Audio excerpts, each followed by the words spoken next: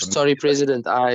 We have a 5 to 10 minutes. I did explain you said your audio wasn't on. I did explain to Ms. Le Roux the gist of what we represent and what we want to manifest. If you also just want to take 5 minutes to explain to her like what was your vision when you established RUNN in 2020. Thank you.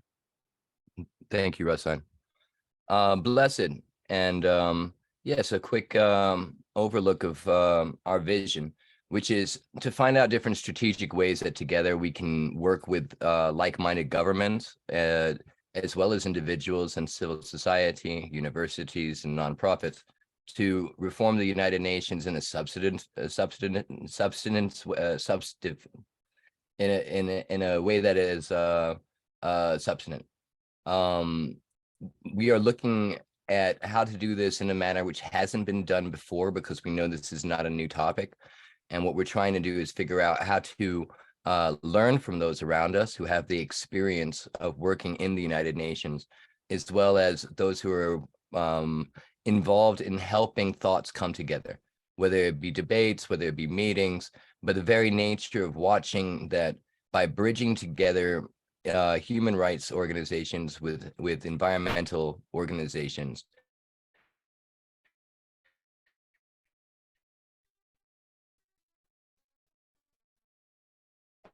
and using the subject of UN reforms as a platform issue that politicians can gather around and realize it's in their own national security, as well as is something that the majority of the world supports because it's democratic, that there doesn't seem to be a more logical manner of getting things done than working with the avenues we have and making the system of the UN, as well as the AU, be more accountable and representative of the people.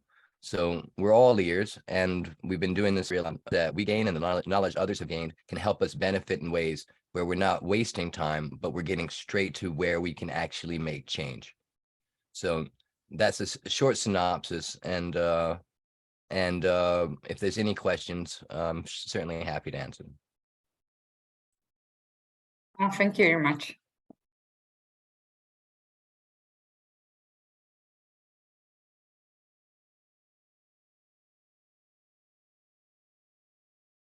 One of the things that I appreciate is how simple the topic is, because it allows us to get to work. And in a world where there's so much polarism and polarization, we are pretty much non-aligned. You can't really call us a left or right organization. We work for the benefit of peace, and we advocate for the removal of nuclear weapons, period. There's not an excuse to use them. And we feel that the way that we have seen the greatest agitators have the biggest amount of power within the UN Security Council. It's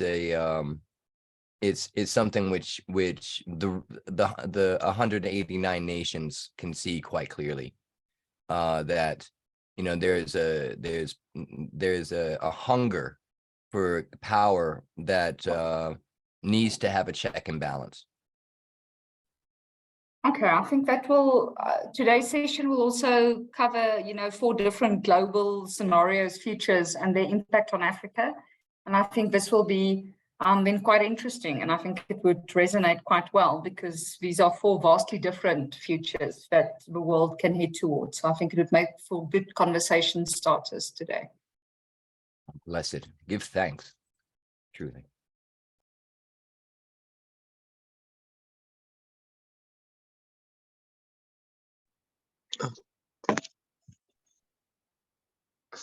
Thank you, everyone. Yeah, I guess we can spend the next 7 minutes. The next 7 minutes, just at 2:05, I will hand the floor to our honorable researcher, senior researcher.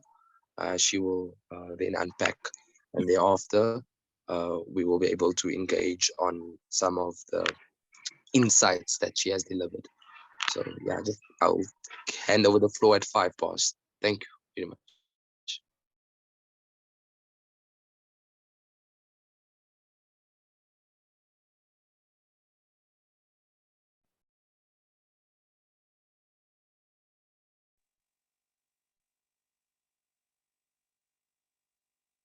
We're very excited. I'm going to speak, not let the silence just because this might be the only opportunity that I have to be able to bring some of these subjects up, because Africa is the key check and balance power, and the authority that Africa has needs to be exerted, as you guys have put out, through a unified voice.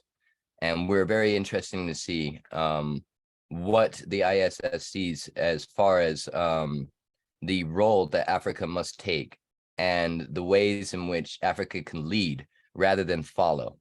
And so systematic change is one of the key things that we all need in our lives, but particularly when it comes down to the higher levels of representation. We enjoyed your article and research about the A3 and the different sequences that go into trying to create a sound voice for Africa. And we're curious about your thoughts as well about the African Union's 2063 plan and how the vision of the future of Africa that you guys have seen in different scenarios play out according to how strong the African Union also is becomes and is supported, and how much it reforms as well. Yeah, no, definitely. That will also be something that we will unpack a little bit. So we call that, where the African Union comes together, the sustainable world, but that is also the most difficult world to achieve. But we'll unpack that the moment we get started. Lovely.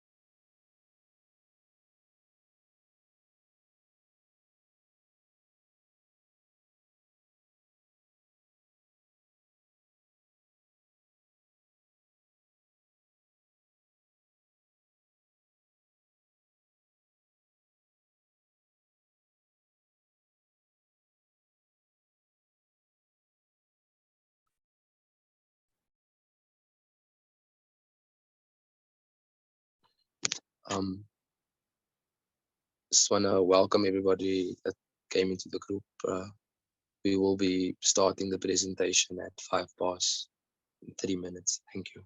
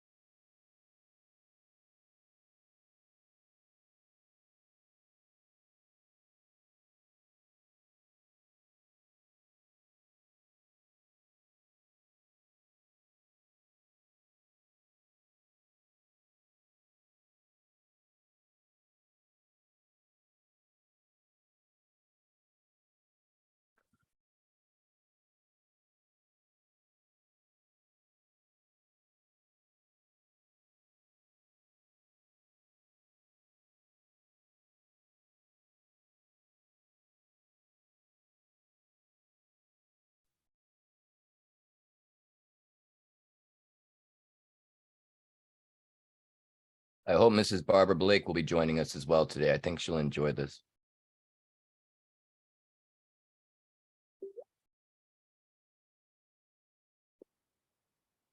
Barbara Blake works in the government of Jamaica with, I believe, the tourism industry. Not culture, not tourism. She was the first journalist for Black journalist for BBC way back in the days. And she's been very open-minded and helpful in helping us keep focused and also keep an African way of looking at things in the diaspora, of being balanced in a manner where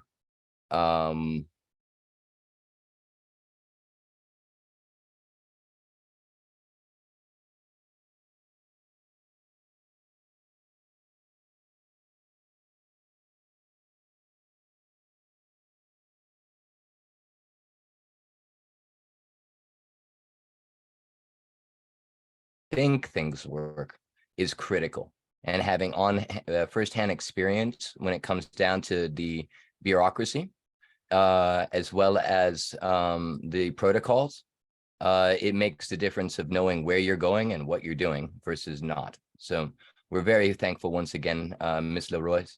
Am I saying this right, Le Roux? Yeah, it's Le Roux, yes, but that's perfectly fine. Thank you, Le Roux. Because you know, this is a growing experience for everybody. So thank you again. Okay, no, thank you for having us. Is it okay if I start, or do you guys want to wait a minute or two more? I think the people should join us as we go along. We are a critical mass at this point. We have some practitioners and policymakers in the space.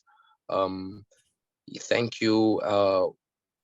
Can you just see if you can share your screen at the moment? Yeah. Can you?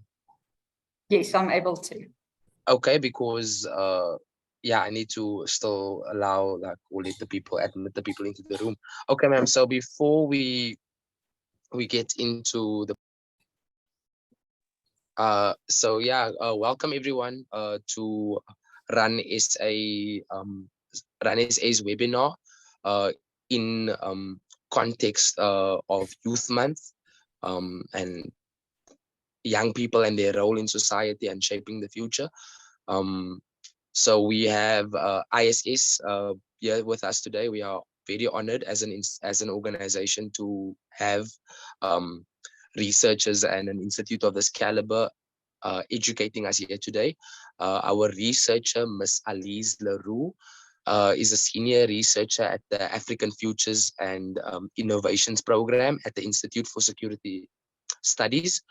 She has a wealth of experience in disaster risk reduction, climate change, adaptation, and she is currently involved in foresight analysis for African countries. Before joining ISS, she worked as a principal researcher at the CSIR, supporting various decision makers in government with long-term planning support. She currently serves on the board of directors for Climate Disaster and Resilience Fund. So that is our presenter. I just wanted to introduce her. Thank you very much, Ms. Le Roux. You have the floor. Thank you. So thank you. And again, thank you for inviting us today.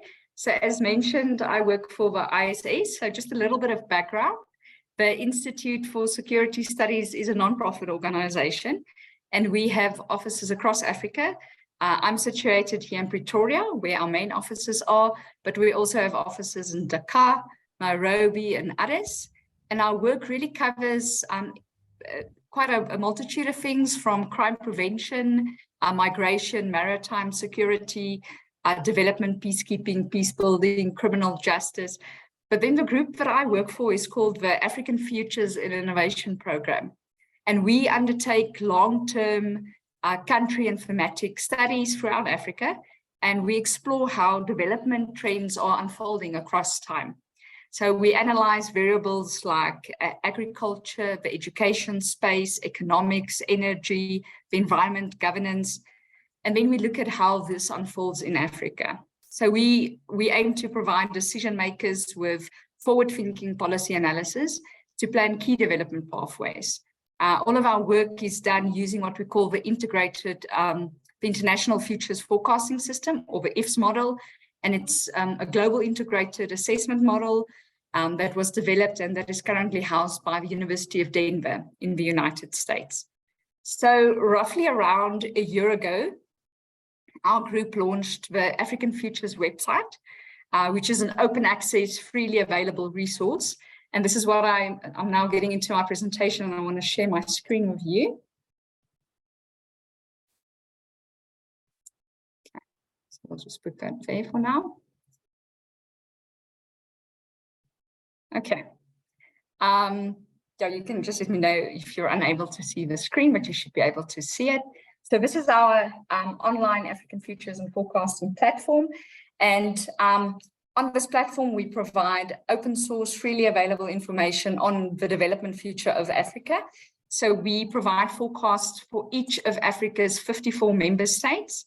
We also, you can see them here, we also provide forecasts for the various regions within Africa, the regional economic communities, and also the income groups.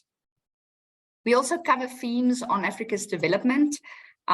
We look at the current path development of Africa. This, unfortunately, is a story of slow economic growth. And to illustrate my point, I just want to show you two graphs here. So I want to show you the GDP per capita for Africa and that of the rest of the world, just as a conversation starter. You can see this is the GDP for Africa in the screen line from 1960 all the way through to 2023. You can see the GDP per capita has increased throughout these decades. In 2023, we're standing at around $5,200 per person on the continent.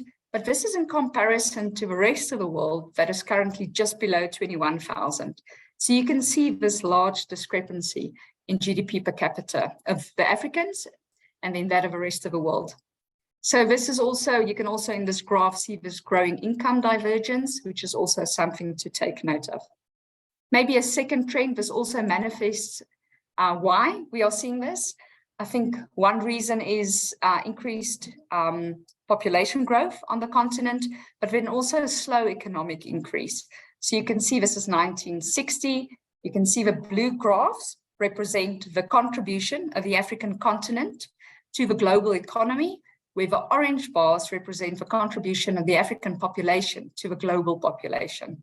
So in 1960, Africa provided 2.9% of the global economy, the world GDP, where the population represented around just below 10%. In 2020, the African contribution to the global economy was 3%, and our population made up around 17% of the global population.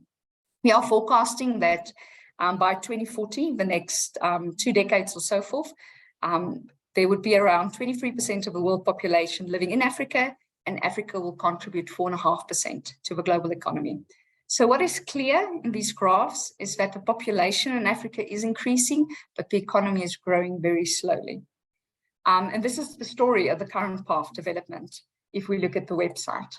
But I think we don't need to be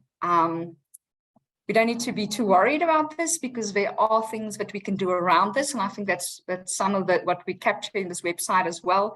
It is to say that Africa's got enormous potential. And we model this throughout the website. So we model what would be the impact of better governance in Africa on Africa's development future. What would be the impact of an agricultural revolution on food production in the continent? We model what would it look like if we increase the education quality on the continent, and what would be the impact on GDP and poverty alleviation. And we do this for various themes across the website. And then we conclude with what we call a combined scenario 2063. So this looks at Africa, the Africa Union's Agenda 2063, and then it looks at the development potential, the upper ceiling of development potential for Africa. So this is what we cover in this specific graph. So just as an example, I just want to show you what is the upper ceiling of development potential. And for this, I want to open this graph. So this shows you again the GDP per capita for Africa and the rest of the world, We've just unpacked this blue line, that is Africa's current path of development. But if we do strategic reforms in many sectors in Africa, we look at education, we look at the governance, we look at manufacturing, we look at the potential of leapfrogging, and we unpack many of these things, and we look at the policy implications, and we adopt those, Africa's development ceiling can be lifted substantially. So this is 2063. We are forecasting on the current development path. So this is something that takes into account the current policies at play as they are now on the continent. We'll end at around $12,300 per person per capita. But the potential is much, much larger for Africa. It can reach almost 30,000 by the year 2063, if things like the African Union's Agenda 2063 is adopted and is implemented. But this is a world that we call a sustainable world, a combined Agenda 2063 world, really the upper ceiling of development potential, an optimistic best case scenario. But I think we know that we don't live in an ideal world, and we know that we don't live in the sustainable world. And we also know that in the last couple of years, there's been really key development shifts, global trends that's impacted on the world and in Africa.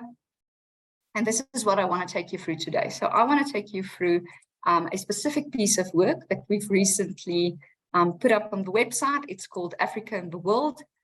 And within here, we really unpack 4 different worlds, 4 different scenarios for Africa's development, given some of these global trends and patterns that we are expecting and seeing globally. Okay, so I think just first, let's just look at the framework that we use to do this study. So I'm going to open up with that. So for the study, we looked at 4 different worlds. We considered 2 axes when we modeled these 4 different worlds. The first was a vertical axis, where we looked at the question, what is the impact of globalization versus national populism? The second axis, then the vertical axis, ask the question, that's a vertical, then ask the question around sustainability. So what is the impact of a more sustainable world versus a less sustainable world? And this really brings us to 4 different worlds that you can see on the screen here. A sustainable world, where we see a more integrated, globally connected world where sustainability is considered. A divided world, which is the path that we believe we are on, and we're going to unpack that a little bit. A world at war, where I think a lot of maybe the US thinks it's the world we are on, and then a growth world, where we maybe leave behind the sustainability goals and we focus on more aggressive growth. So none of these worlds, of course, we know this, but none of these worlds are predictions. They are really tools. So they are conversation starters. So they help us to think about the future and how certain decisions can play out and the impact of those decisions and what they will have on Africa. So we use a time frame when we do the forecast that I'm going to show you now of 2043. So this is our long-term forecast, and this aligns with the Africa Union Agenda 2063, the end of their 3rd 10-year implementation plan. Okay, so in summary, what does these 4 worlds contain and the logic behind them? So let me just go to this graph here. Okay, so in a sustainable world, we believe, like I said, this is the most difficult world to achieve. This is that one that I showed you. What is the upper ceiling potential of development in Africa? This is, of course, the one that the African Union aspires to, but again, the most difficult to achieve. So this is less consumption. We curb our carbon greenhouse gas emissions, the stable democratization of countries, and then really where we see global leaders coming together to tackle some of the larger pressing issues on the globe.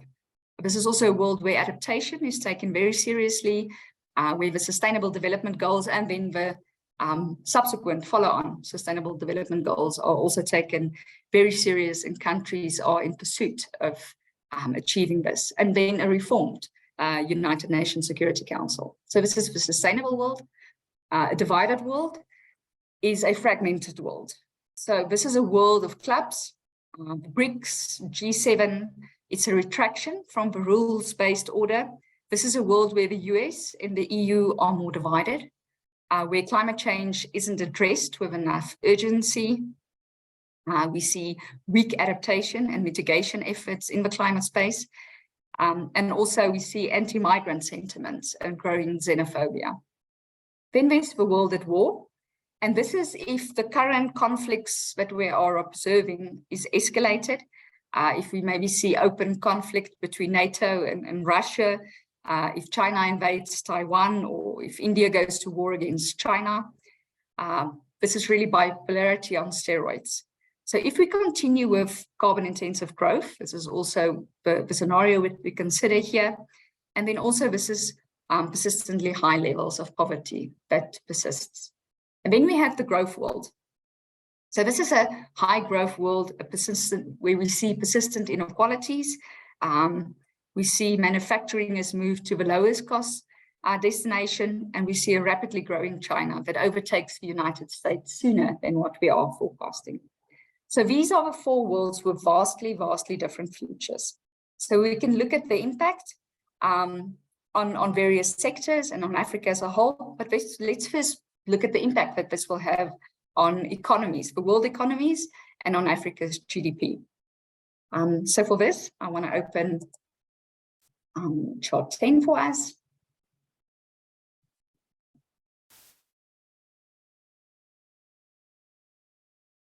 Okay, so we can here see the rest of the world in the light blue color, and then we can see Africa in the green color. We can see this bar graph from 2019, and we can see this is the base scenario, and then we can see 2043, and we can see these four different scenarios represented here.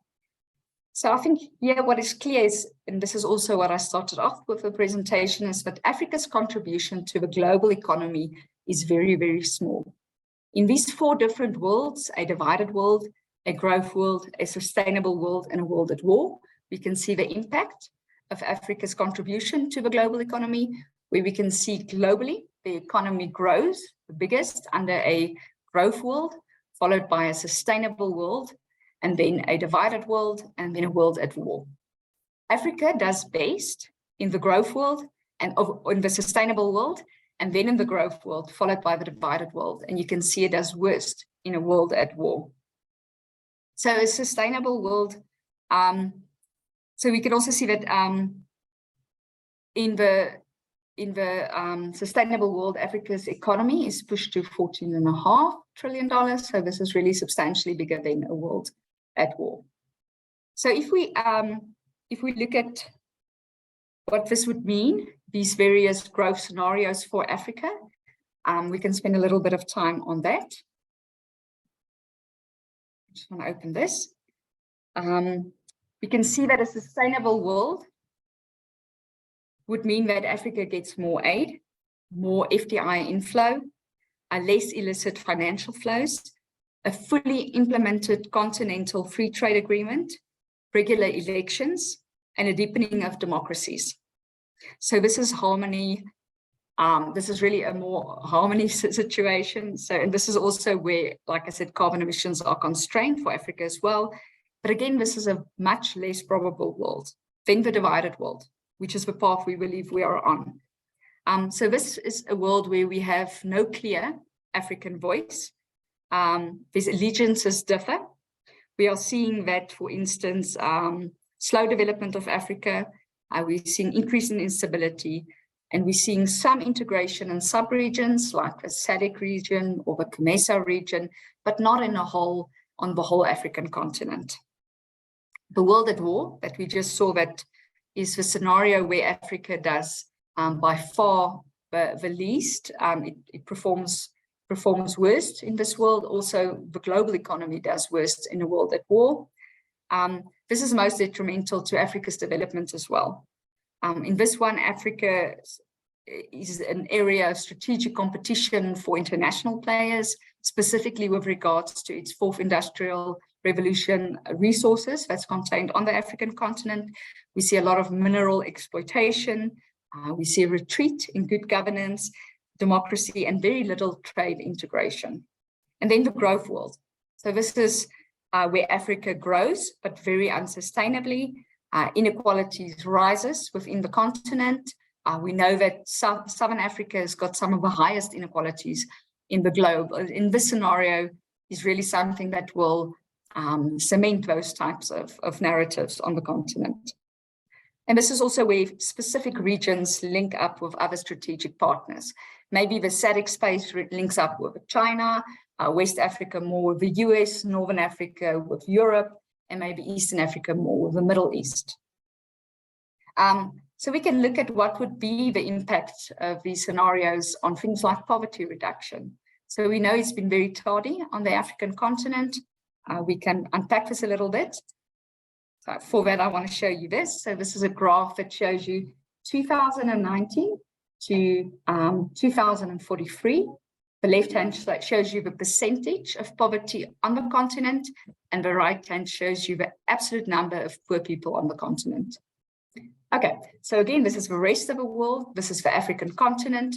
We can see in 2023, Africa stood at around 34% of its population lived in poverty. The measure that we use here is for $1.90 per person per day. So you can see that poverty is very high on the African continent. So currently there are around 500 million people living in absolute poverty. And you can see also the impact of these 4 different worlds on poverty reduction. So again, the sustainable world, which is the one that we are aiming for, the most difficult to achieve, but in a sustainable world, poverty can rapidly be reduced, such that in the next 2 decades, we can see poverty dip below 6% on the continent. We need to remember that the 2030 goal is for poverty eradication, the SDG goal. So this is below 3%.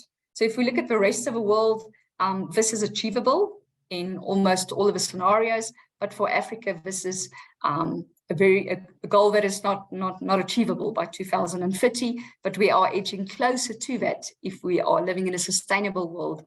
You can see it dipping below 6% in the next 2 decades. However, the world at war, which will be the most dramatic and will have the most impact on Africa, you can see in that world, we will still have around 23.6% of people living in poverty, which would mean that poverty will increase on the continent in the next 2 decades. The divided world, which is the world that we believe we are on, you can see poverty declining to below 10%, but 10% in the next 2 decades will still mean that more than 200 million people will live in poverty on the African continent. So in all cases, missing the SDG goal by quite a far margin. We can also look at the impact on GDP per capita, and we can also look at the impact on carbon emissions. So let's maybe look a little bit on the impact on carbon emissions. So this just shows you in these 4 different worlds, what would be the impact on carbon emissions. Global fossil fuel emissions, again, seeing that a growth world would be the most detrimental for carbon emissions. You can see the increase here in carbon emissions. If we take 2023 on the sustainable world, you can see it peaking by 2030 and then rapidly declining. And then you can see the divided world, we are expecting a peak a little bit later in a much slower reduction, but still a reduction. But again, this is where adaptation and mitigation is taken on board, but not seriously enough and not rigorously enough to be able to achieve that of a sustainable world. So I think in all, if we as what these would mean for the continent, just briefly, I think we can look at this graph that shows us that in the sustainable world in 2043, the world economy would be around 184 trillion. In the divided world, it would be much less. At 170, it would be worse at 132 million. It will be higher in the growth world at 187 million, but this will come at a cost of the environment and also an increase in carbon emissions. We can also see Africa's economy would be highest in the sustainable world. GDP per capita would be around 44% that of the global average compared to 32% under the world at war. And we can also see that extreme poverty in Africa would dip to 127 million compared to a worst case scenario, which is a world at war, with around 539 million. Okay, so maybe just in summary, I just want to take you through some of our findings in the study, maybe in conclusion before we open up for questions.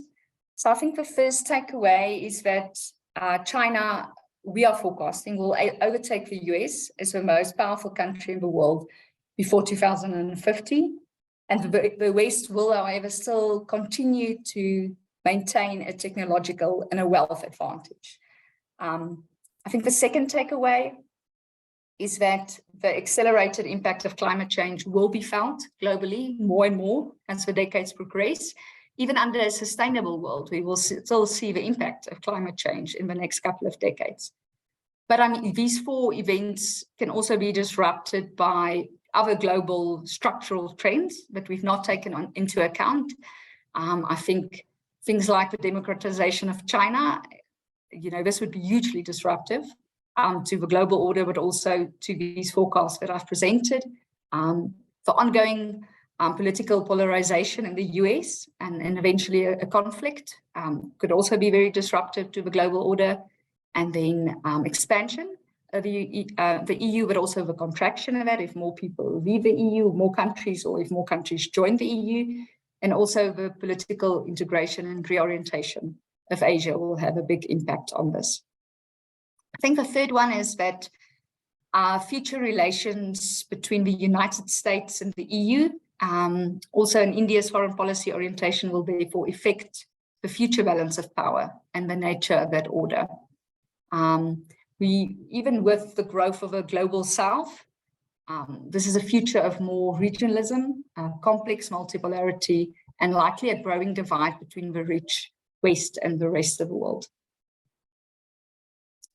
I think for the Ukraine war and the fear of China rising, this influence have significant collateral damage effects. We've seen that specifically the war in Ukraine, the impact it's had on fertilizer distribution in Africa, also the impact it had on food security.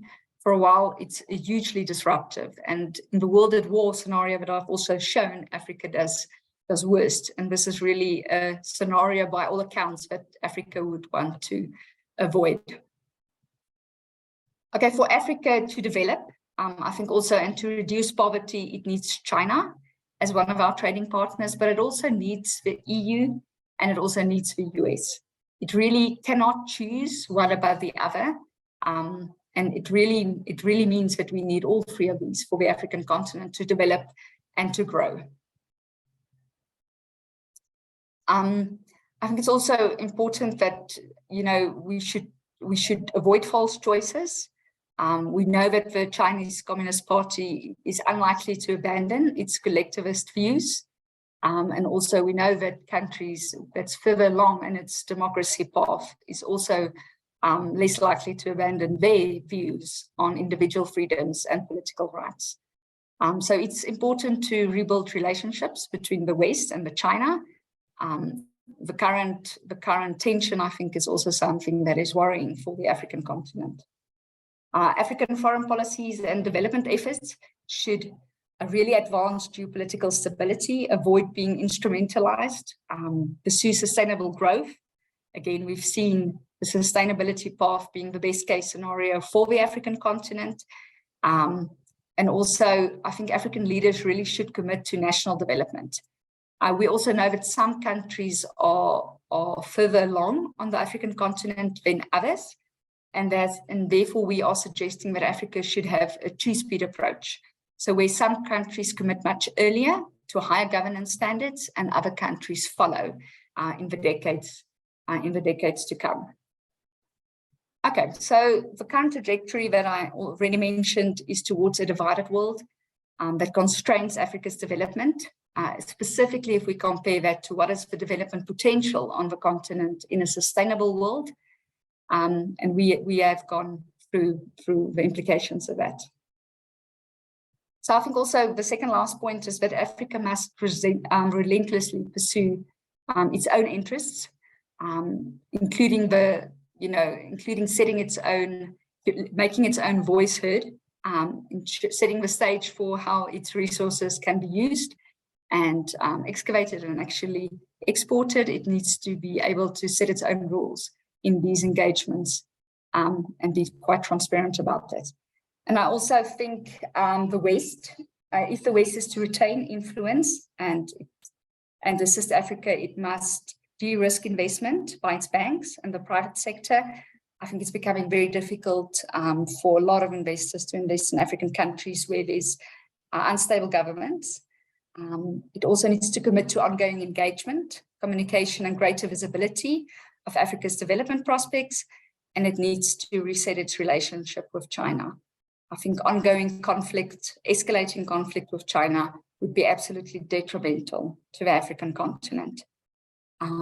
Yeah, so I think in short, we can open up the conversation now to a bit of a more conversation style, and then we can also hear from Russ, your audience, specific development trends, maybe food security patterns, or what they also want to have additional information on. But for now, that is the key messages that I wanted to share with your audience.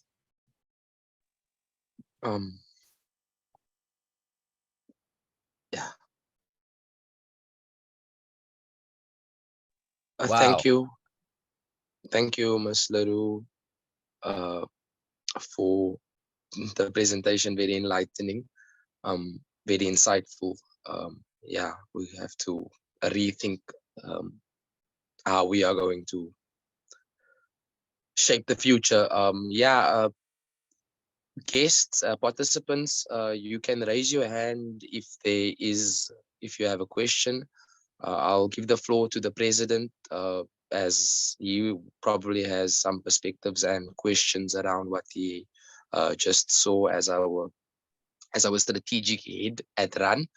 And then there will be definitely some questions coming from the floor as well. So raise your hand or unmute yourself. Thank you very much. Thank you for the presentation. Greatly appreciated. Thank you so much. Thank you so much. That was very, very enlightening. I have a couple of questions because this is something I hope everybody has some thoughts about. And I like how you showed 4 different outlooks, to say the least. First, what have you found to be the biggest hindrance for a sustainable world, as far as individual countries, or do you feel it's more of a system of capitalism over environmentalism? But what do you feel has been one of the biggest obstacles for getting a more sustainable plan to be accepted by one and all? Okay, thanks. Maybe to quickly answer that. So I think there are many hindrances to this. The biggest being that I think in a sustainable world, we are seeing a more unified African Union. We're seeing a one voice almost emerging. We're seeing that governance is highly prioritized to be good and well structured, whereas the hindrances to that is, I think, this polarization, this world of clubs, and really a retreat actually from globalization. I think also another hindrance is maybe the growth component. I think this is on the opposite axis where growth is prioritized. Maybe countries are pursuing their own interest above that of the global collective interests. I think if we just take the concept or the notion of climate change and mitigation, adaptation, very, very little finance is made available for adaptation on the African continent. Yet this is so hugely important. The same with mitigation efforts. I don't think every country pursues this as rigorously enough. And again, this is a threat to the sustainable world. Okay. Another question quickly. How do you think that a African army, which I believe the AU would like to develop, and has a small level of that, how would you think that would impact the African continent? And do you think it would be enough to defend Africa against outside invaders if Africa said that there was, if they made a stand on an international level in a way which may induce or encourage others to try and occupy, say like Libya, you know, like the very nature of a peacekeeping force that Africa has. What do you think the impact would be in the contrast of for security and for Africa? Do you think it would be a positive thing, and how's you guys looked at that? Yeah, I think that's quite a difficult question outside of my expertise, but what I can show you is just what we are forecasting in terms of global military expenditure under these various scenarios. So let me quickly just share that with the audience. So this is just a graph that shows you the military expenditure 2 decades from now, if we look at these 4 different worlds. So of course, if we are, this is historically, the expenditure, the global military expenditure, a world at war, of course, would push that up significantly, but again, to the detriment of tardy poverty reduction, you know, slow economic growth, and really its implication for Africa would be dire. The sustainable world, we are seeing much less expenditure on military, and then of course, the divided world, which is you know, this world that's treading carefully not to fall into a world at war. We are also seeing an increase of almost doubling of expenditure in that military space. So not exactly answering your question, but I think that's probably the best answer I can give to that. Okay. And and lastly, I thought it was very interesting how you said that it's Africa won't really have the choice of having to choose one investor, and that will need to have 3. I thought that was very interesting, and that when it comes to sustainability, when using investments from outside partners such as the EU and the United States, do you think that there's going to be the safeguards ready to protect the average African, that governments and the African Union can actually create, as far as, you know, basically boundaries that are reasonable and not are exploitative?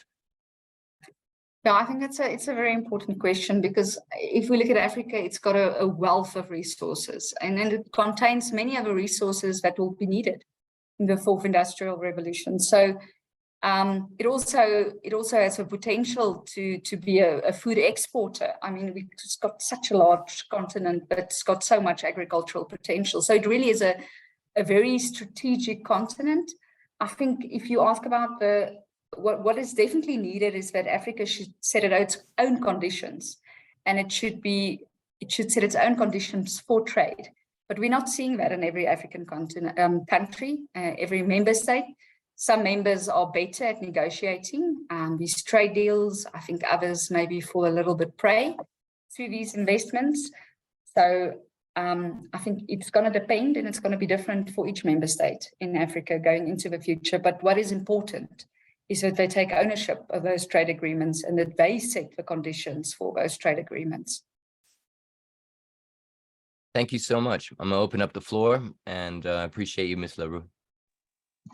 Thank you, President Elijah. So we have 2 more hands up. If anybody on the floor, or any participants has any questions relevant to Africa's development, the presentation, the growth ceilings, and all the scenarios that were given to us, or just a general query, if it's relevant to the expertise of the people that are questioning, and also to Ms. Le Roux. So I am giving the floor to Hugo Makepeace, all the way from the UK. After him, I will give the floor to Patrick. Yeah, thank you very much. Thank you. Hi, can you hear me okay, everyone?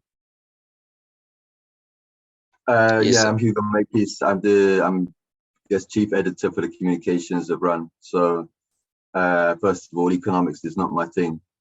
But it's really, to be honest, you sort of half answered my question in like when you were showing the figures for Africa's economic contribution to the world.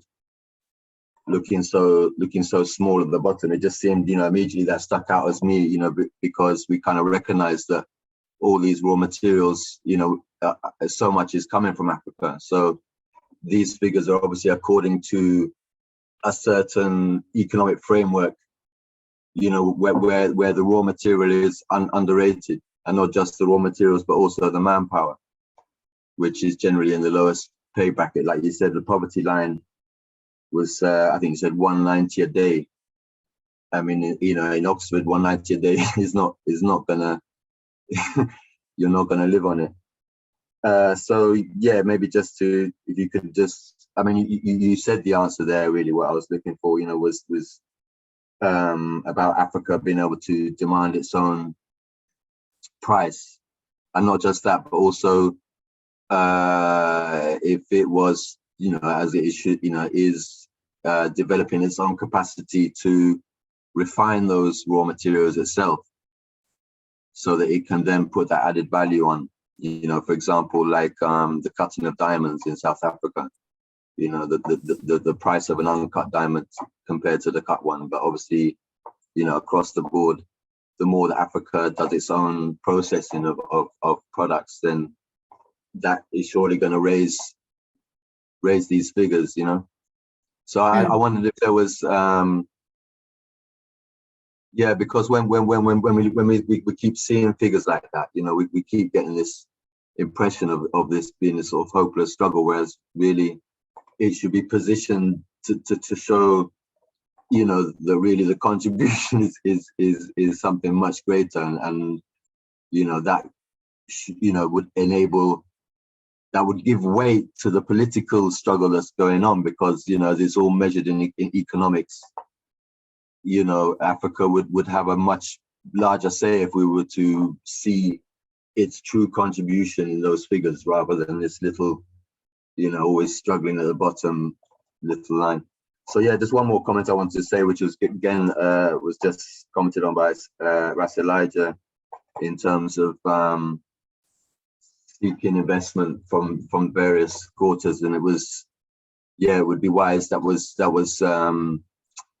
Haile Selassie's policy in Ethiopia, and it was important that he never allowed one particular power to have the greatest amount of investment, because that would draw Ethiopia into a political siding, which would, distance it from other partners, and also make it vulnerable to sort of being taken over. So it's an important strategy to maintain a balance of investment from the various competing outsiders. It's just my observation. Thank you.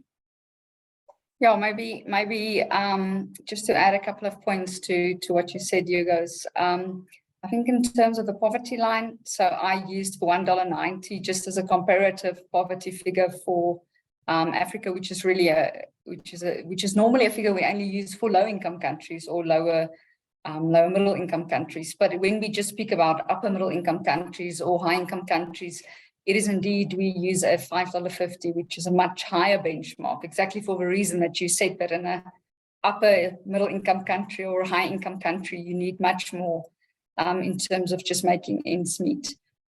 So we do differentiate and distinguish in our various country reports between the poverty lines that we use. We also, and I've shared my screen now, in the geographic section, you can also see here when we look at the income groups, we also use various different poverty lines for them when we unpack them. I think then also you spoke about Africa's contribution to the global economy, and I think the reality there is that it is very small. And that is what we term to be, and I just want to re-emphasize this point, which is the current path that Africa is on. So this is, if we look at currently Africa's development policies, currently the policies that's in play on the continent, this is what we are forecasting would be its contribution within the next 2 decades. But we also want to stress the point, we don't always just want to have a negative scenario or that we want to also say what is the upper ceiling of development potential for the country, for the continent, but also for various different countries. And this is really where the rest of the website we focus on unpacking this. So we have this, what we call combined agenda 2063 scenario. And this says if member states takes certain development policies very seriously and they make reforms in those policies, what is the upper ceiling and the development potential for Africa? And the discrepancy between its current path and its upper ceiling development potential is quite vast. And when we also look at these various sectors, we go through quite a lot of detail in the various things. And we look, for instance, at agriculture. And in agriculture, we would say currently the yields per hectare is extremely low on the continent. And again, the current path shows us that the continent is unable to feed itself, meaning that it's got a growing import bill, which makes it again much more at the mercy of global food prices and fluctuations and what's going on globally. But then in that scenario, we also say, what are the agricultural policies that we need to prioritize? How can we reform the agricultural sector on the continent? What should be done to increase yields per capita? Not to increase agricultural land, but to increase the productivity on those, adopting modern farming technologies, ensuring that we still do ecosystem-based solutions, protecting our forests so that they can actually contribute. And so forth. And we go through a series of 7 or 8 things where we tackle the most critical failing things within that structure. And then we model what is the potential for agriculture on the continent? What is the potential of the African Continental Free Trade Agreement? That's also something that we look at. What's the potential for leapfrogging if that is fully implemented on the continent? I think maybe again, just to state that, for instance, for leapfrogging to be able or to be something that will benefit the continent, we need electricity. So again, we've got also a theme where we unpack infrastructure development on the continent. And we also look at the member states in the continent that has access to electricity, those that don't, and what reforms you need to implement there to be able to ensure proper electricity access so that you can have leapfrogging on the continent.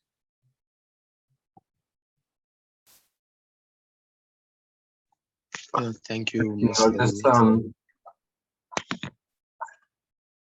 because you said again you can ask the floor, sir, and then after Mr. Makepeace, Patrick, you can unmute yourself after this response. Thank you. Yeah, sorry, just to... sorry, and then after, yeah, there's more hands, so yeah, thank you, everyone. Okay.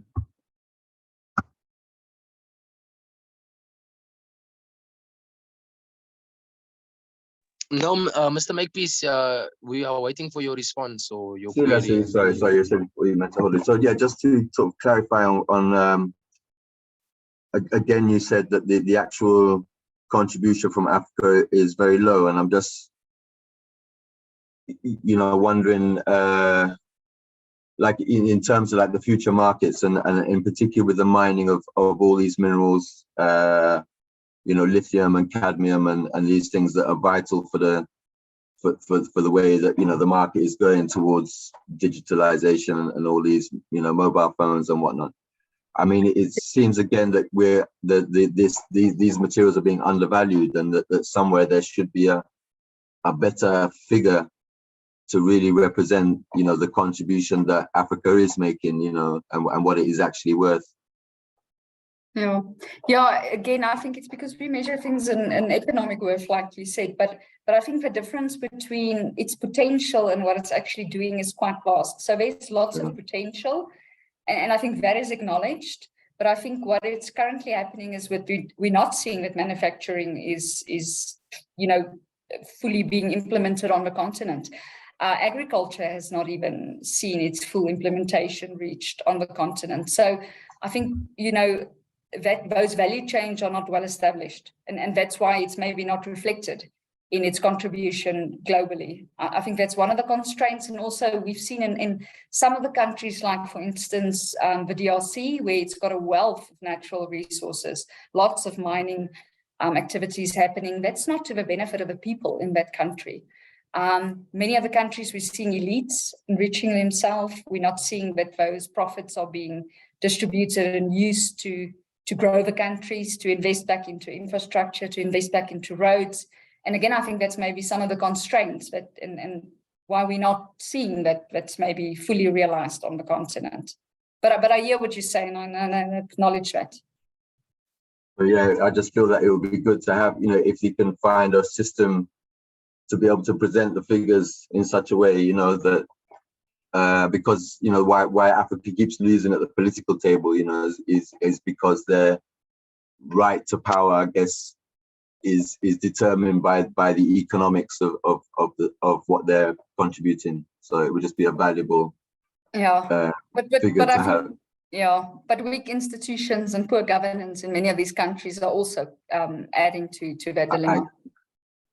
Thank you very much.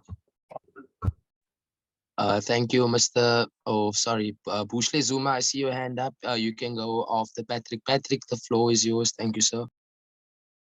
Thank you, Hein, and thank you for the presentation to the ISS team.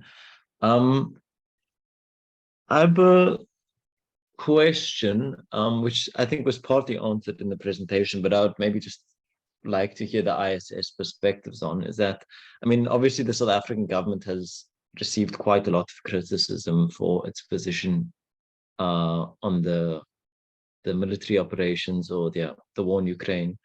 And obviously it's a very difficult situation for South Africa to manage in terms of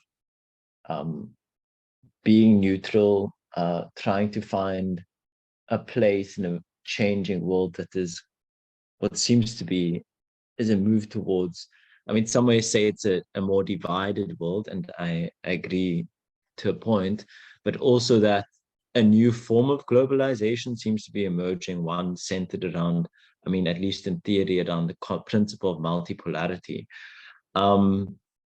which has been very different to the form of globalization that has been the dominant form of the last 40 years, which has sort of been, Washington consensus led by Washington and its NATO partners.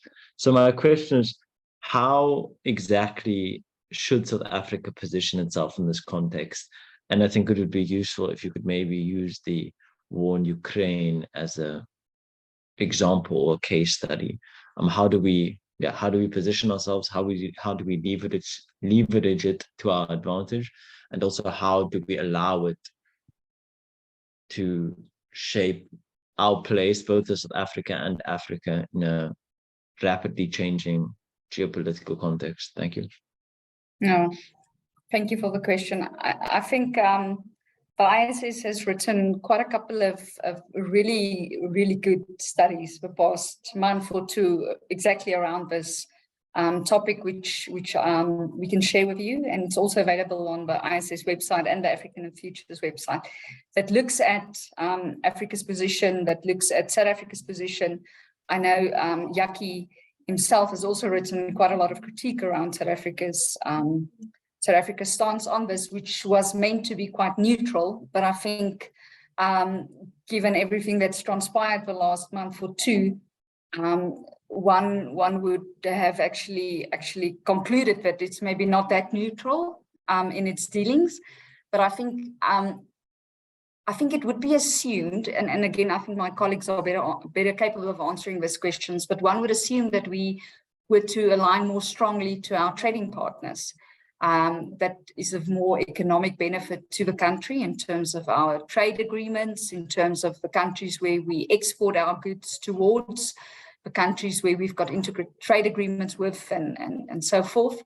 And Russia, of course, is not one of those directly higher level trading partners or where we've got trade agreements with, but I think that's more a historical legacy for the ruling party. But again, I would be happy to share those articles that unpacks this in much greater detail than what I would be able to answer. Thank you very much. Is it okay if I have a short follow-up? Follow-up. Sure.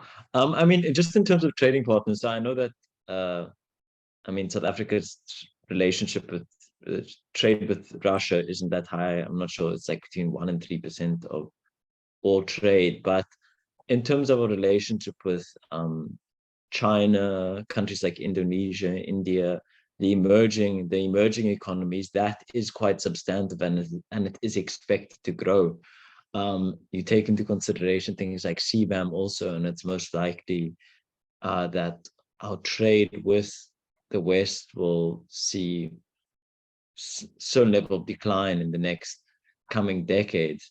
So is it not strategic for South Africa to maintain this, the current positioning it has, given that maybe the relationship, the trade with Russia isn't very high, but with Russia's strategic partners and that block that is emerging is quite high? Yeah, I think again, I think China definitely as an emerging trading partner, without a doubt, the link to South Africa is extremely important. We still have a lot of trade agreements with the US. The EU remains our largest trading partners. So we should, maintain relationships with all three of these blocks. But I don't think, maybe where we confuse it is that Russia is not China. We talk about it as this block, but there's a clear separation between our interest with China as a trading partner. I think maybe just to enrich the conversation a little bit, in the chat function, I've shared a link to various articles that was written exactly on this topic in the last month, 2 months, that really unpacks this question that you've asked, and I think in more detail. So you're very welcome to read through some of those, and I think they might be able to cover and answer much more eloquently. Okay, Patrick, if you don't have a follow-up, thank you for your questions and also a different perspective. Thank you. Then we have 2 more hands. Then there's actually like a comment from Samsung that basically just, it's because a lot of us come from traditions of radical thought, the radical Pan-African socialist thought. But the question is just like, what kinds of inequality or exploitations are we seeing, where and what can be done? But like, we can get to that later, or just, before we wrap up, just touch on certain challenges that we face.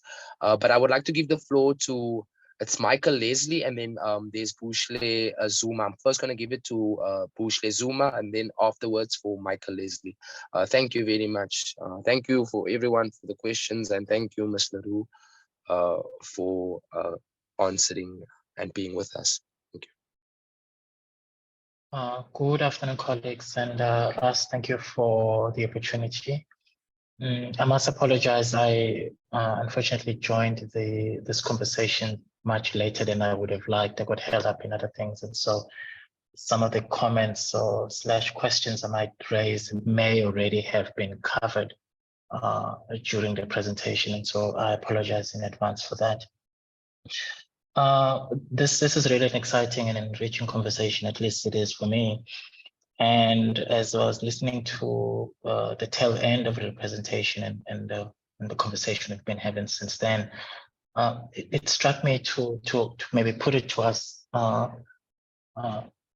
what I've been wondering, just looking at the situation here in South Africa, whether there is, to some degree, perhaps a question to be raised about the political will from each of the African nation states to really change things to be in accordance or in line with, some of the policies that we espouse and some of the things we say. Because my sense anyway, and here I stand to be corrected, is that perhaps sometimes that is what is lacking, is political will to really make changes that have a positive impact beyond the political elite, their families, their business associates, and so on and so forth. For example, I always, maybe this is a short-sighted reference point, but I think of the South African 2010 World Cup, right? That was a huge success, huge success. For instance, we saw police presence in a way that I had not seen in my entire life and have not seen since then in the streets. right? When on horseback, on foot, all sorts of things were going on. It was great. We felt safe, but after the World Cup, that has retreated. We've never, certainly I don't see it, and yet we still have a crime and violence problem in the country. And so then I wonder whether the issue is one of resources, to use policing here as an example, to make adequate policing available in our communities to protect our people, or it's just that, there is no political will to do that. The resources may be there, but because the will and the political care and compassion for people, other than those who bring money into the country, tourists and foreign investment, is just simply not there. And if this is indeed some of what's going on, then I sometimes wonder whether we are not betting on a losing horse, right? In terms of the changes that we would like to see happen for everyone, or for most people, not just for those who have money to afford things. I mean, again, I don't want to paint a kind of paint a kind of a pessimistic picture, but this is really something that I wonder whether we can think about and sort of puzzle over as we get it here today, whether it may not provide some answers to some of the seemingly baffling things that happen certainly within South Africa, with the power situation and everything. But anyway, let me not go on for too long. Thank you for the opportunity to have a voice here. Thanks. Yeah, maybe just to say that I agree. I think governance, political will, the strength of institutions, these are all factors that contribute to many of what we are seeing. I've just quickly, while you were speaking, thought that this graph is just very supplementary to what you've just stated. This is just a Gini index of various regions within the world. So one of the measures we use to express income distribution is the Gini coefficient. So a score of 0 obviously says that there's equality, where a score of 1 represents complete inequality. And we know this, but I mean, Southern Africa does have wealth, but where there is wealth, it is extremely, extremely unequally distributed. So you can also see here that South Africa has got the highest. I'm just going to open this slightly bigger. It's got the highest inequality in the globe, Southern Africa. North Africa has got some of the lowest inequalities. And this is quite interesting if you look at this. And I think, North Africa being more equal than other African regions, sub-regions, really because it's a function of the central role that the state played in providing all kinds of services and subsidies. So what you're stating was just, it's just made more evident, and this is just a graph to say that I agree, and that income inequality really is something that needs to be addressed.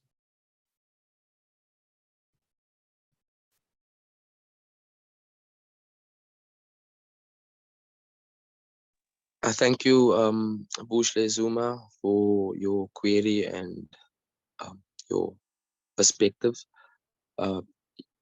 As leadership, as people working on the grassroots, people in Africa, we completely understand all the barriers and challenges.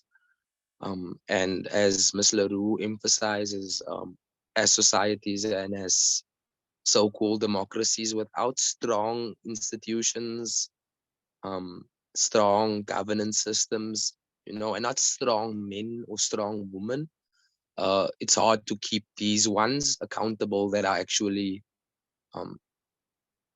ensuring that Africa is remaining underdeveloped. Hence, if you look at the West or the North, the institutions allow the public and the society to actually keep their politicians accountable, and something which we lack in Africa. And until civil society builds the proper formations to build those institutions, it's all part and parcel of it. Thank you. Next is Michael Leslie. Michael Leslie is on the floor. Thank you very much. Yes, greetings. So Thank you for being here. Thank you for having this presentation. My question, I don't know if it's more of a question or an observation, but I'd like to bring it up. To me, it's just so fascinating how a continent that brings the ultimate contribution of all, which is humanity, now is in a place where it has the littlest economic GDP contribution to the world at large. And, you know, I think we all know, looking back at history, we can see how it gets into the situation that it is now, you know, to the purposeful underdevelopment of Africa from other global superpowers, you know, spanning from the Berlin Conference in 1884 and up until now.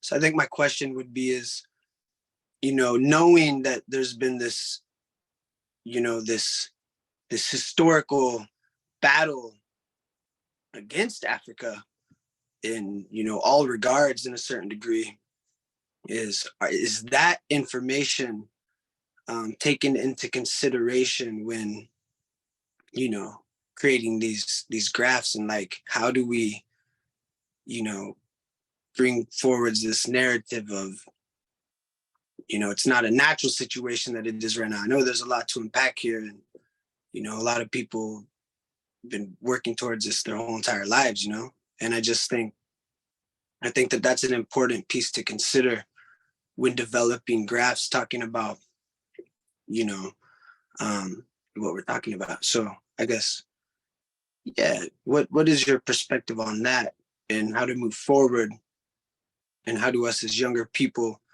bring, you know, this kind of critical analysis to the table, while also having a backdrop of hope and faith that, you know, that the world can get itself in order, you know, because I think that's very important, you know, and as Alize Selassie states, when the people of Africa unite, and when Africa unites, you know, the whole entire world will unite and become free. It's like a microcosm of the whole entire world, you know. So that is my statement. Thank you for the time. Bless.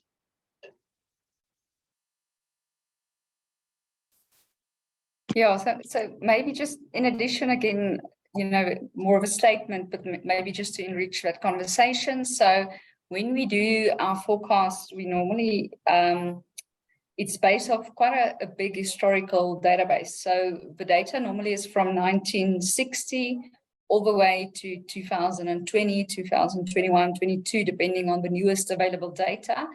And this historical data, of course, takes into account, you know, all the historical patterns and trends, and a lot of the chapters that we've written in the African Futures portal also covers quite a lot of the history in terms of what happened in these past six or so decades, in terms of why we are at the position we are at, and why we are at the point that we are at. So I do invite you to maybe go into the website to read some of these, specifically the chapters on agriculture, demographics, governance. It's got quite a nice, rich history part of it. Maybe on your conversation around, you know, Africa, its emergence in terms of its growing population. When we normally talk about we've got a measure that we call the demographic dividend. So this is something where the ratio of working age people to dependents enters a very specific ratio. So this is a 1.7 ratio. So 1.7 working age people for each dependent, and a dependent being a person below the age of 15 or, you know, above a certain age that's dependent on the economically active population. So, I mean, just historically, you can see on my screen here, this just shows you that the rest of the world's already entered this demographic dividend, this optimal ratio of working age people to dependents. And many of them, like the United States, entered this ratio already in 1972. The Nordic countries has been in since before our data and for historical data starts. The Asian tigers entered this in the late 70s. China entered this in the 80s. And all of these countries are pretty much, except maybe for the Nordic countries, are still reaping, or they're still within this band of this optimal band of labor producing economic activity. Africa, just thereabouts, just to show you this, hasn't entered what we call our first demographic dividend yet. So this is Africa's current path. And again, like I said, the world is within this period of economically active population outstripping the dependents, where Africa will only reach what we call this demographic dividend by mid-century. So only by 2050 are we expecting that the ratio of economically active population would be 1.7 to the dependents, which means that currently where we are at in Africa, we are here. We're still far, far away from reaping that benefit. So it's true, Africa's growing, and with this growing population, we've got a growing labor force, but we've got a lot of young people on the African continent, and that's one of the constraints, because these young people, they require, and I think this is just an example of Nigeria, which is very representative, or this is Niger and this is Mauritius. And this is very representative of how Africa's demographic structure looked like. It's this large young group of people. And I mean, they are currently still a drag on development because they require services, educational services, health services. And that's a lot of development that needs to go into that. So as the demographic structure shifts, Africa will enter this demographic dividend. And I think once it enters this dividend, we'll see a period of more prosperous growth. But I think one of the concerning things for many of the analysts are that when it does enter this demographic dividend, of course, countries within Africa are on different places within this journey. So South Africa already entering this graph, and Nigeria still only to enter this by 2060. But I think one of the concerns is that irrespective if it's large labor force, currently we're seeing that this large labor force is in a very poor health condition and it's unskilled. So which is two critical factors that needs to be addressed on the continent. Education, and then as well as the health services needs to be addressed. If we really want to benefit from a growing labor force within the next couple of decades. Thank you, Ms. Le Roux. Thank you, Mr. Leslie. There's another question from the president. President, you can speak. Thank you. Thank you. So much enjoying this. So I just want to touch on a couple of subjects that were brought up. One specifically starting with Michael Leslie, which I think that the message of basically remembering that Africa has gone through 800 years of slavery and resource and thievery and huge amounts of colonialization. And the very nature of looking about why we are where we are is because there's been hundreds of years of businesses that have been arranged prior to our independence that has put us in a situation where it is where like Hugo was talking about, we are underestimated and undervalued.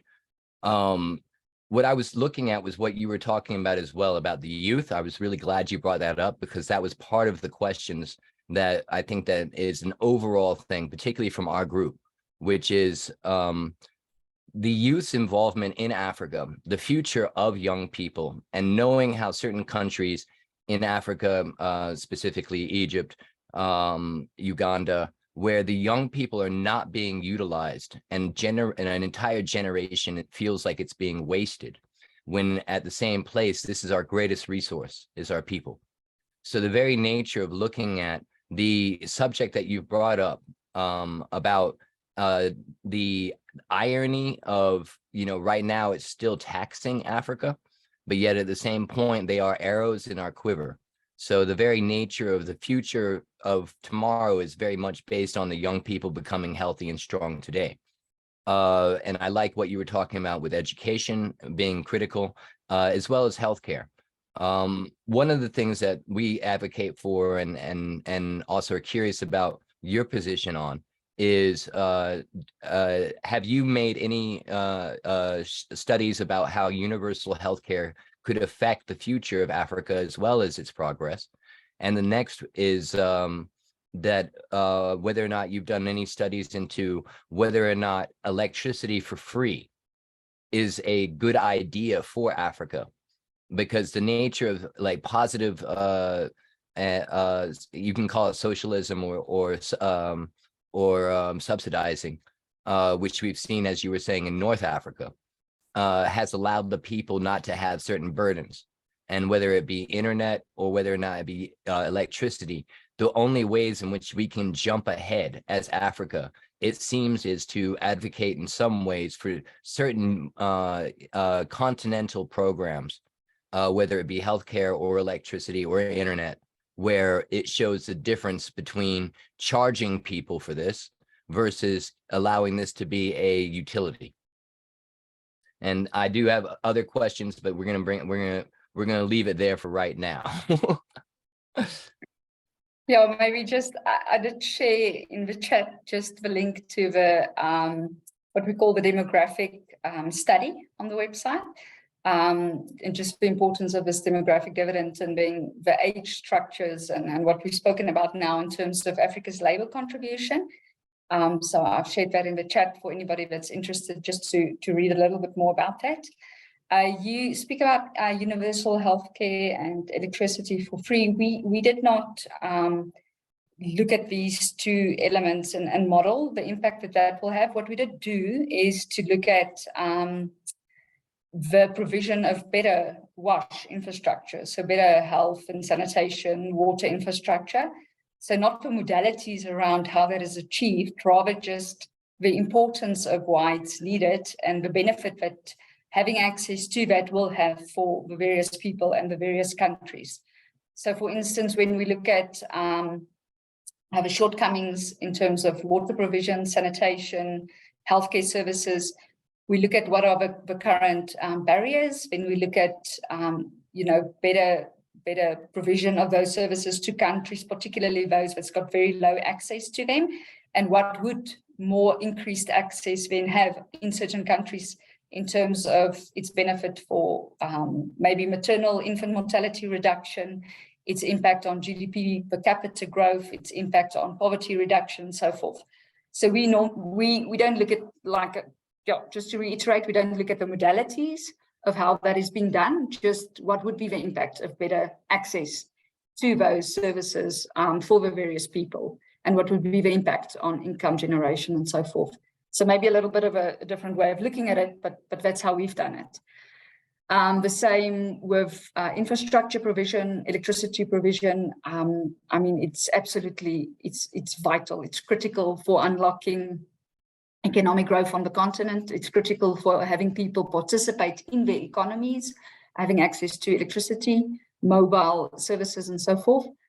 It's also critical if we want to leapfrog and really benefit from leapfrogging and all the newest digital development.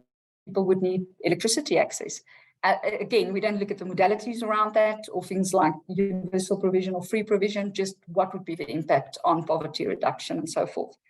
I think also within many of the rural areas, we also just speak around things like off-grid solutions, mini grids, solar, renewable energies, and streamlining and embedding those in countries. I see while I'm speaking, there's a question around leapfrogging. I think this is just a term that is used to say that with all the digital advancement that's going on, how do we skip a couple of decades of development on the continent and embed many of those newer digital developments in Africa? So, for instance, in the agricultural world, we don't need to go through all the historical process of agricultural development like it's historically unfolded. Africa has a potential to jump maybe a decade or two or three into the future by what we call leapfrogging, using a lot of those newer development, a lot of the more modern technologies and embedding that in the current practices. That's what we term to be leapfrogging, which is something that is very possible on the continent because we can learn from other countries. But again, you would need access to electricity and the internet if you want to be able to do that. Okay.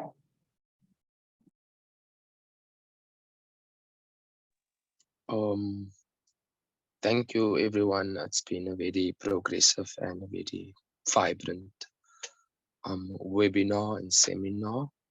I want to thank all the participants that joined us on Zoom and all the individuals that asked the relevant questions, so we could expand on the thinking. Yeah, I like in terms of political science, we need to understand that African governments and African states have also contributed through their own or to their own underdevelopment by not building hospitals, not building schools, not building dams, not building universities. And yeah, there is issues of, let's say, the Washington Consensus and the structural adjustment programs that ensure that African countries take on a neoliberal policy perspective in terms of the economics. But that's Africa's lack of leadership. And in the same breath as Ms. Le Roux says, strong institutions, civil society institutions, we also need capable state capacity. So before we can even consider catering services to the millions of African young people, we need the leadership of Africa to ensure that there is skills development, to ensure that there is funds so that young people can be upskilled. So it's yeah, that is a dilemma and a discussion for another day, which deals with the lack of political will, or of failed states. Sometimes we don't know if these African leaders, these dictators, have no vision for their countries and their citizens, or they just do what they do. As we saw in West Africa, there was, there's constantly issues with old guys that were installed, and then eventually messing up Africa. So yeah, they also need to answer and be held accountable by think tanks, by grassroots civil society organizations, and etc. And I just want to ask the audience to understand that perspective also. Before I can say I'm going to give everyone free healthcare, I need to ensure he has enough hospitals. I'm in South Africa right now.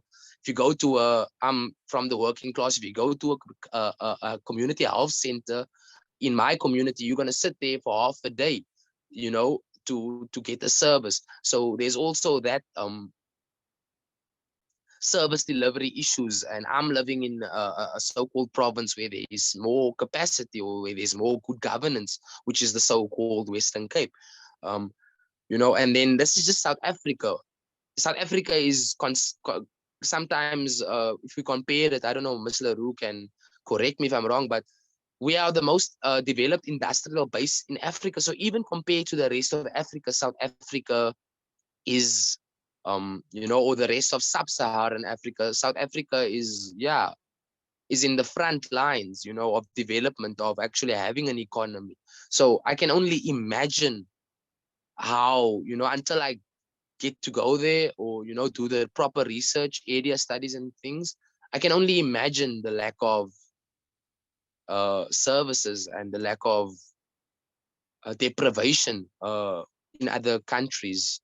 But that's just a view on some of the questions coming from the floor, and different perspectives of how to scientifically understand the dynamics.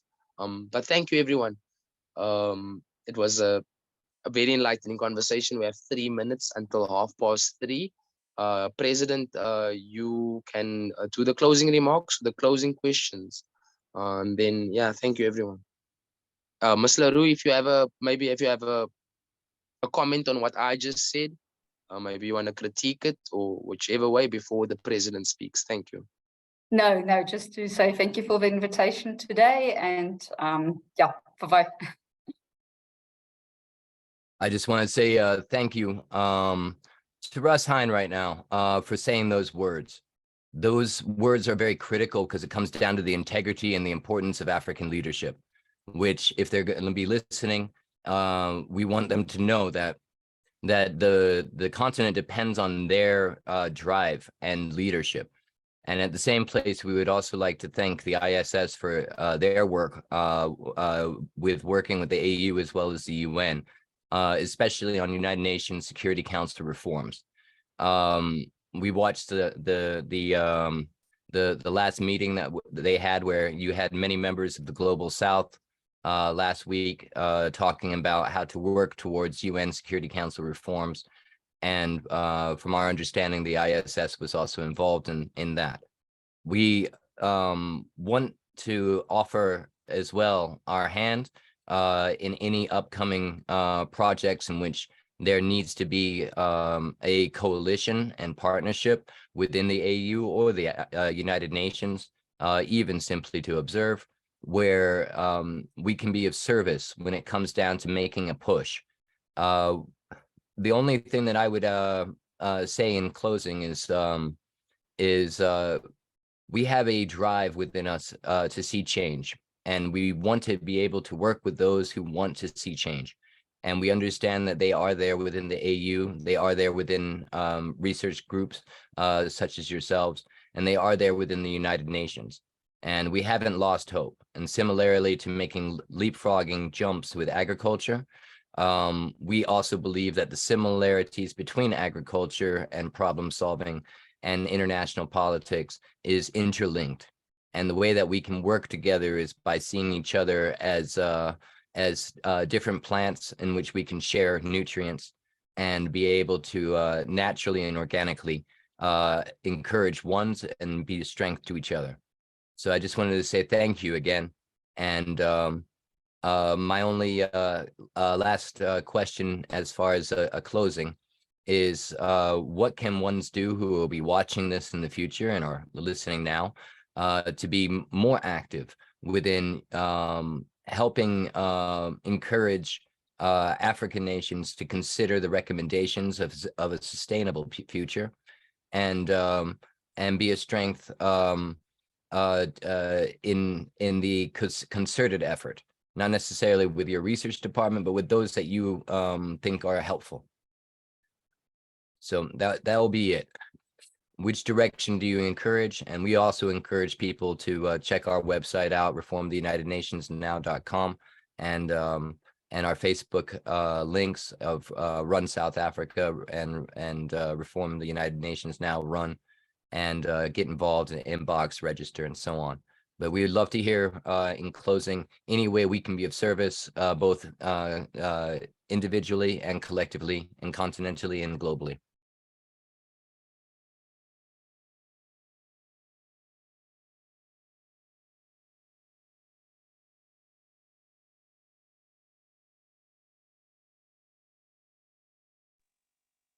Ms. Le Roux, are you there? Yes, no, sorry, I thought that was more general open statement for the audience. But yes, I thank you for the offer, and I think we can continue this conversation. Okay, I think we've reached the end of our deliberations. Thank you, everyone. I've got some notes and thoughts to work on. It was a progressive program. Thank you for assisting us to accomplish this Youth Month project. And we trust to have more engagement with ISS. We look forward to more research and also coming to present that research, a different perspective. Things might change. We might have global eruptions this year, next year, and then we have to fit our perspectives to the scenarios. So going forward, we will reach out when we are required, and also to host the program, also just to do a part 2 or second edition on this, maybe next year or later in this year. But thank you, Ms. Alize, for presenting and giving us a very passionate understanding and also very clear, concise way of articulating the insights. We appreciate it and we have learned. Yes. So everyone, yeah, I think we can go. That was the program for the day. Thank you, everyone. God bless. Thank you. Bye-bye. Thank you.